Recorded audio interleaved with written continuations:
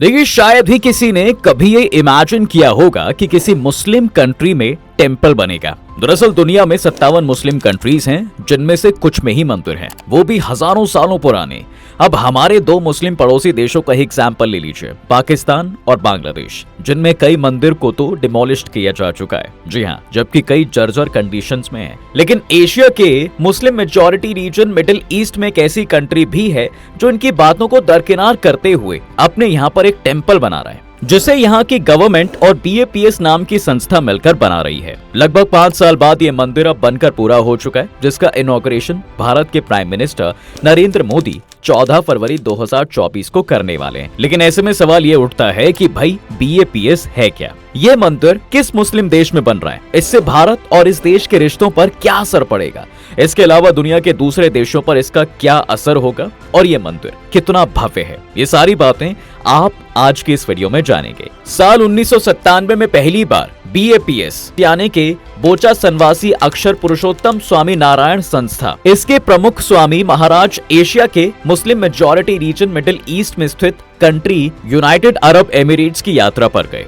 इन्हें यहाँ रहने वाले हिंदुओं ने बुलाया था। यहाँ बड़ी संख्या में हिंदुओं की आबादी रहती थी, जो आज भी है, लेकिन यहाँ कोई भी हिंदू मंदिर नहीं था। ये इस कंट्री के शहर शारजहां के रेगिस्तान के बीच में रहते हुए अबू धाबी में एक मंदिर बनाने की एक्सपेक्टेशन करते हैं। उन्होंने लोगों से प्रेयर करने को कहा कि आप लोग प्रेयर करिए कि एक दिन यहाँ भगवान का मंदिर जरूर बने। इसके बाद स्वामी जी यहाँ से भारत वापस चले आते हैं। फिर साल 2014 में भारत के PM बनते हैं Narendra Modi. PM Modi welfare society के साथ फॉरेन कंट्रीज में भारत को एक नई पहचान दिलाने का डिटर्मिनेशन लेते हैं, खास करके भारतीय कल्चर और मंदिरों को। इसी के साथ वो देश की कई जगहों में स्थित मंदिरों में दर्शन करने भी जाते हैं। इससे मंदिरों को अब एक नई पहचान मिलनी शुरू हो जाती है, भारत के साथ साथ फॉरेन कंट्रीज में भी। अब इसके अगले साल अगस्त 2015 में PM मोदी UAE की यात्रा पर जाते हैं।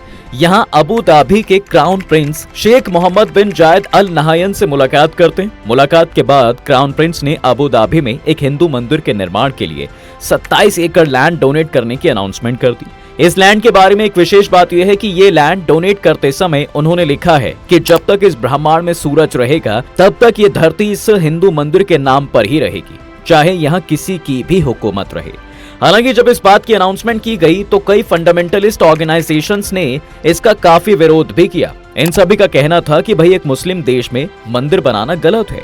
फिर इसके 3 साल बाद यानी 10 फरवरी 2018 को अबू धाबी के क्राउन प्रिंस शेख मोहम्मद बिन जायद अल नहायन भारत आते हैं और BAPS के प्रतिनिधियों के साथ प्रेसिडेंट हाउस में शेख मोहम्मद और भारतीय प्रधानमंत्री नरेंद्र मोदी से मुलाकात करते हैं। यहाँ सभी की मौजूदगी में UAE में ट्रेडिशनल हिंदू मंदिर के लिए एक MOU पर सिग्नेचर किए जाते हैं। सिग्नेचर के बाद प्राइम मिनिस्टर ने कहा कि ये मंदिर एक पवित्र स्थान होगा जहां ह्यूमैनिटी और हार्मनी यूनाइटेड होंगे। ये मंदिर प्रतीक होगा कि हिंदू धर्म के फेथ का, कल्चर का, गुडविल का और इंडियन सिविलाइजेशन का। आगे उन्होंने ये भी कहा कि ये मंदिर महात्मा गांधी और शेख जायद से इंस्पायर्ड कामनेस और टॉलरेंस का सिंबल होगा। इसके अगले दिन यानी 11 फरवरी 2018 को वीडियो कॉन्फ्रेंसिंग के जरिए उस लैंड पर PM नरेंद्र मोदी ने मंदिर की नींव रखी और इस मंदिर को बनाने देने के लिए 125 करोड़ भारतीयों की ओर से क्राउन प्रिंस मोहम्मद बिन जायद अल नहायन को थैंक्स भी दिया। जब इस मंदिर की नींव रखी गई तो भाई 50,000 से अधिक लोगों ने मंदिर के निर्माण में ईंट रखी, जिनमें भारत के foreign minister S Jaishankar, actor Sanjay Dutt और अक्षय कुमार भी शामिल थे। इसका निर्माण कार्य अगले ही साल दिसंबर 2019 में शुरू हो गया। अबू धाबी में अब करीब 5 साल बाद 2024 में यह मंदिर लगभग बनकर तैयार हो गया है। इसे बनाने वाली संस्था BAPS की ओर से 14 फरवरी 2024 को मंदिर के प्राण प्रतिष्ठा महोत्सव और इनॉग्रेशन भी किया जा रहा है। इसका इनॉग्रेशन करने के लिए संस्था की ओर से प्रधानमंत्री नरेंद्र मोदी को निमंत्रण देने एक प्रतिनिधि मंडल आया था। इनविटेशन दिए जाने की पिक्चर सोशल मीडिया पर वायरल हुई थी। इनॉग्रेशन के बाद 18 फरवरी से यह मंदिर आम लोगों के लिए खोल दिया जाएगा। अब यह भी एक संयोग ही है दोस्तों कि एक तरफ लंबे इंतजार के बाद भारत में राम मंदिर आम जनता के लिए खुलेगा, दूसरी ओर एक मुस्लिम देश में जहां लाखों की संख्या में हिंदू रहते हैं, वहां आस्था के सबसे बड़े मंदिर के दरवाजे भारतीयों के लिए खुलेंगे। ये भारतीयों के लिए दोहरी खुशी है। खैर, आगे की कहानी पर आने से पहले आपको बता दें कि रामलला अपने घर पधार चुके हैं, तो इसी खुशी में 4 चांद लगाने के लिए आर्टेरियम लाया है अयोध्या मंदिर का ही हूबहू नक्काशी वाला प्रतिरूप। अगर अभी तक अयोध्या आप नहीं जा सके हैं तो आप इसे अपने घर जरूर ला सकते हैं। इस हाई क्वालिटी मंदिर को बहुत ही बारीकी से तराशा गया है। ये 2 साइज में है। इसे thearterium.com पर जाकर आप ले सकते हैं और मिस्टिका 10 कोड का यूज करेंगे तो आपको 10% का डिस्काउंट भी मिलेगा। चलिए स्टोरी पर वापस आते हैं। देखिए हाल ही में इस मंदिर की पिक्चर सामने भी आई है जो काफी ब्यूटीफुल है। मंदिर के फ्रंट में बलुआ पत्थर और संगमरमर की अमेजिंग कार्विंग है। अबू धाबी में बन रहे इस मंदिर का स्ट्रक्चर और डिजाइन लगभग दिल्ली और दुनिया के अन्य देशों में बने अक्षरधाम मंदिरों के जैसा ही है। लेकिन जो खास बात इस मंदिर को बाकी अक्षरधाम मंदिरों से अलग बनाती है वो ये है कि ये अबू धाबी का पहला हिंदू मंदिर है। जी हाँ, इसका निर्माण 27 एकड़ क्षेत्र में किया जा रहा है, जिसमें से 13 एकड़ क्षेत्र में केवल मंदिर ही हैं।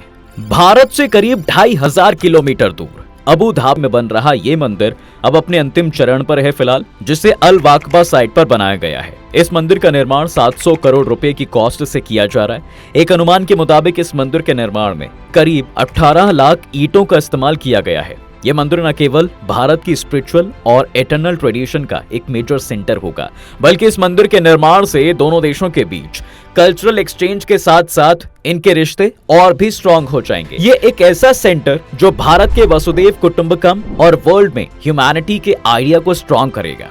देखिए मंदिर में लगाई जा रही पत्थर पर जो नक्काशी की गई है वो अपने आप में बहुत खूबसूरत है। अगर आप इन्हें देखोगे तो हैरान रह जाओगे। यहाँ जो मूर्तियां लगाई जा रही हैं भैया वो भी भारत से ही बनकर आ रही हैं। अब आप ऐसा कह सकते हैं कि इस मंदिर में लगाए जा रहे पत्थरों पर भारतीय कारीगरों का हुनर चमक रहा है।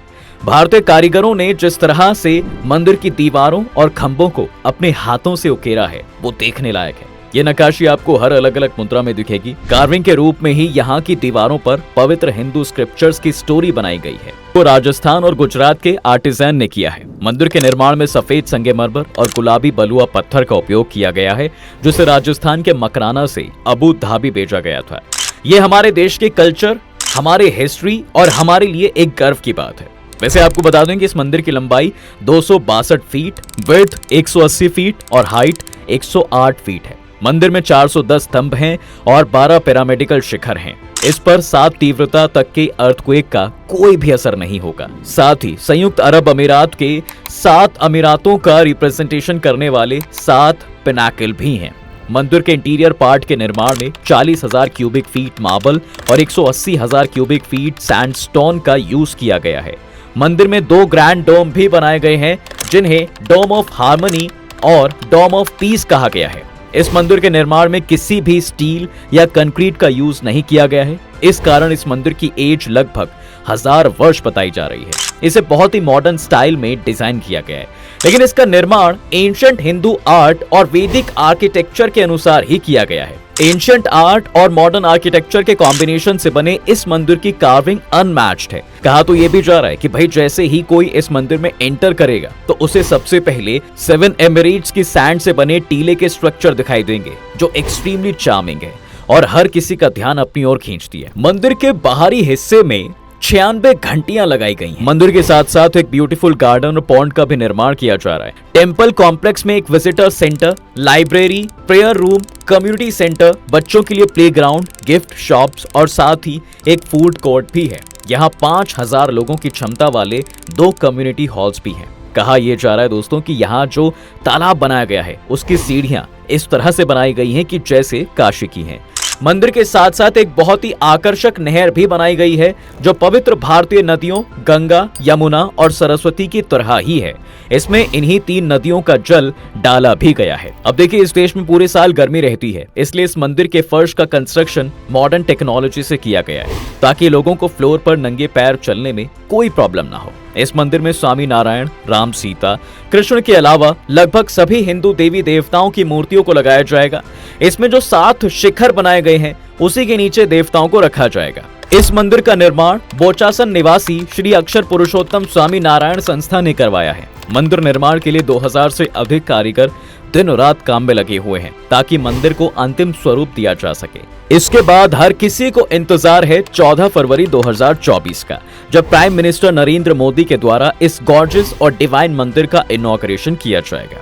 भारतीय दूतावास के स्टैटिस्टिक्स के मुताबिक यूएई में करीब 26 लाख भारतीय रहते हैं, जो यहाँ की आबादी का करीब 30% है। यहाँ रहने वाले ज्यादातर भारतीय लंबे समय से हिंदू मंदिर की मांग कर रहे थे। इस हिंदू मंदिर के खुलने के बाद यहाँ रहने वाले भारतीयों को अपनी जड़ों से जुड़े रहने का मौका भी मिलेगा। बोचा संवासी अक्षर पुरुषोत्तम स्वामीनारायण संस्था स्वामीनारायण संप्रदाय के अंतर्गत एक हिंदू संप्रदाय है, जिनके अनुयायी भगवान स्वामीनारायण को पर ब्रह्म मानकर उनकी पूजा करते हैं। इसकी स्थापना 1905 में यज्ञ पुरुष दास ने की थी, इस विश्वास के बाद कि भगवान स्वामीनारायण गुरुओं की एक वंशावली के माध्यम से पृथ्वी पर मौजूद रहे, जिसकी शुरुआत गुणातीत आनंद स्वामी से हुई थी। फिलहाल आज का ये वीडियो आपको कैसा लगा हमें नीचे कमेंट सेक्शन में जरूर बताएं। अगर आपको वीडियो पसंद आया है तो इसे लाइक और शेयर कर दें, और अगर आप इस चैनल पर नए हैं तो कृपया इस चैनल को सब्सक्राइब जरूर करें और ऑल नोटिफिकेशंस को ऑन कर लें, ताकि आपको हमारे आने वाले सभी वीडियो मिल सकें। मिलते हैं फिर से एक नए वीडियो में एक नए टॉपिक के साथ। तब तक के लिए नमस्कार।